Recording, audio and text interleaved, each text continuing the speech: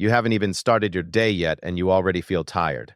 Not physically tired, mentally tired, like your brain has already been working for hours even though you just woke up. And the worst part is, you haven't done anything to deserve it.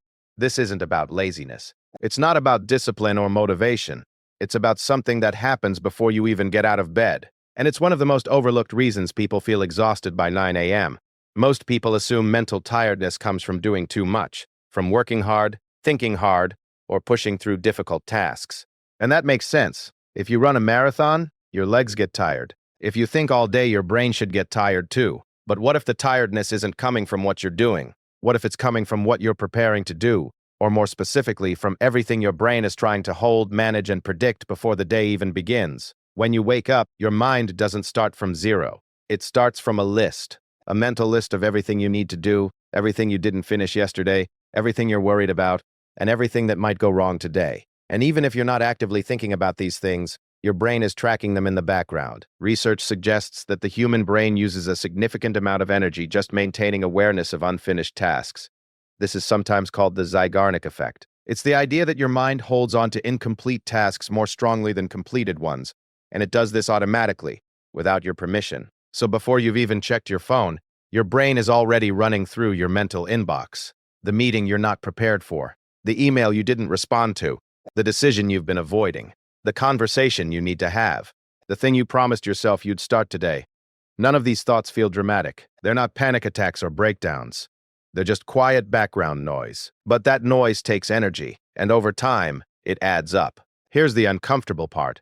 You're not tired because you're weak or because you can't handle your life. You're tired because your brain is doing exactly what it's designed to do. It's trying to keep you safe by keeping you aware. And in a world where your to-do list never actually ends, that system doesn't know when to stop. Think about what happens in the first few minutes after you wake up. You might reach for your phone. You might start thinking about what time you need to leave. You might remember something you forgot to do. You might feel a small wave of dread about the day ahead. And all of this happens before you've even stood up. This isn't about having a bad mindset. It's about cognitive load. Cognitive load is the amount of mental effort your brain is using at any given moment. And when you wake up already holding a dozen unfinished tasks in your mind, your cognitive load is already high before the day begins. Now add the decisions. What to wear, what to eat, when to leave, what to prioritize, what to ignore.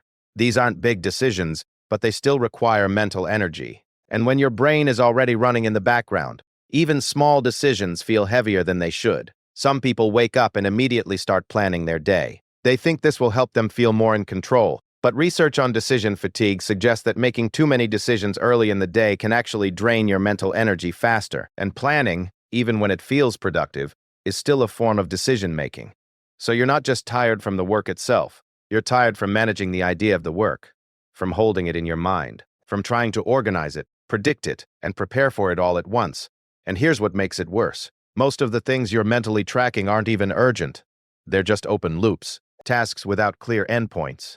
Conversations you need to have eventually, things you should probably deal with at some point, and because they don't have deadlines, they just sit there in the background, quietly draining energy. This is why people who seem to have less on their plate sometimes feel just as tired as people who are genuinely overwhelmed. Because it's not always about the amount of work. It's about how much of that work your brain is trying to hold at the same time. You might notice this pattern most clearly on Sunday nights. You haven't done anything particularly exhausting. Maybe you rested all weekend. But as the evening approaches, you start feeling heavy. Not because Monday is inherently terrible, but because your brain has already started loading everything that Monday represents. The emails waiting in your inbox, the projects you need to move forward, the meetings you're not looking forward to, the tasks that have been sitting on your list for weeks. Your brain starts processing all of this before Monday even arrives, and this anticipatory fatigue is real. Studies on anticipatory stress show that the body and mind can react to future events almost as strongly as they react to present ones. Your nervous system doesn't always distinguish between what's happening now and what might happen soon. So when you wake up tired, part of what you're feeling is your brain's attempt to prepare you for the day. It's running simulations. It's trying to predict problems.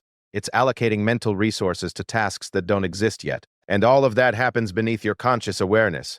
Now think about how this compounds over time. If you wake up tired on Monday, you carry that tiredness into Tuesday. If you never fully recover, the baseline keeps shifting. What used to feel like a normal energy level starts to feel unreachable. and you begin to wonder if something is wrong with you. But nothing is wrong with you. This is just what happens when your brain is constantly in a state of low-level activation, when it never gets a chance to fully reset because the mental inbox never fully clears. Let's be clear about what this doesn't mean. This doesn't mean you're broken. It doesn't mean you need to fix yourself or optimize your mornings or follow some perfect routine. And it definitely doesn't mean you're doing something wrong. What it does mean is that the tiredness you feel isn't always proportional to the effort you've put in. Sometimes it's proportional to the effort your brain thinks it needs to prepare for, and that's a very different problem. You can't always control what's on your to-do list. You can't always finish everything. You can't stop your brain from tracking unfinished tasks. That's not how the brain works. But you can at least stop blaming yourself for feeling tired when you haven't done anything yet.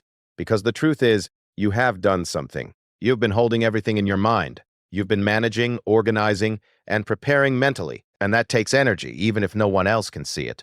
There's also something else worth understanding. The modern world isn't designed for mental rest. Your phone wakes you up. Your notifications remind you of things you need to do. Your calendar is already filled before you open your eyes. And even if you avoid all of that, your brain still knows what's coming. This constant state of readiness was useful when threats were immediate and physical. But now, the threats are abstract and endless. Deadlines, expectations, responsibilities, things that never fully go away, and your brain is still trying to keep you prepared for all of it, all the time. So the next time you wake up already feeling drained, it's worth asking yourself what you're carrying before the day even starts. Not so you can fix it. Not so you can become more productive. Just so you understand where the tiredness is actually coming from. And maybe, just maybe, that understanding is enough to take a little bit of the weight off, not because you've solved the problem, but because you've stopped treating it like a personal failing. Because you've realized that feeling mentally tired before the day begins isn't a sign that something's wrong with you. It's a sign that your brain is doing exactly what it was built to do in a world that never stops asking for more.